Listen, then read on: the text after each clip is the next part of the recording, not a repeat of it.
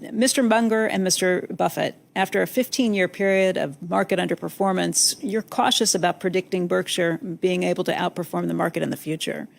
Given this, what do you see as the arguments for longtime shareholders to continue holding their stock versus diversifying their risk across an index? Charlie, you want to answer that? Well, sure. Well, I personally prefer holding Berkshire to holding the market. So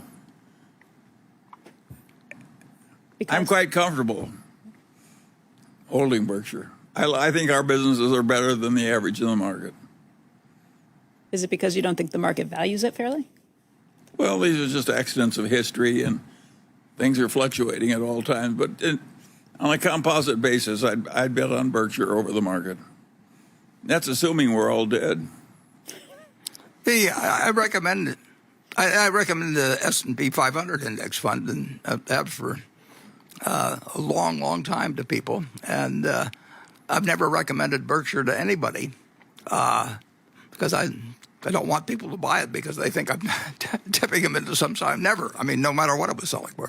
And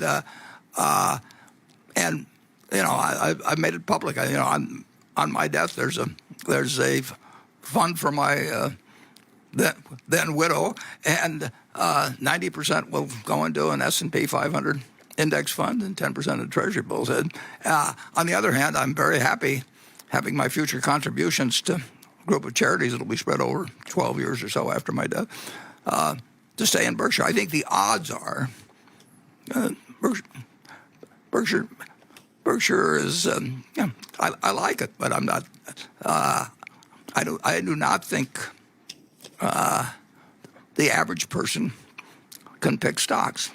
We happen to have a large group of people that didn't pick stocks, but they picked Charlie and me to manage money for them 50 or 60 years ago, and so we have a very unusual group of shareholders, I think, who look at Berkshire as a lifetime savings vehicle, and one they don't have to think about, and one that they'll look, you know, if they don't look at it again for 10 or 20 years, that will have taken care of the money reasonably well. But that, I wouldn't argue that the S&P 500 over time. I like Berkshire, but I think that a person who doesn't know anything about stocks at all and doesn't have any special feelings about Berkshire, I think they ought to buy the S&P 500 index.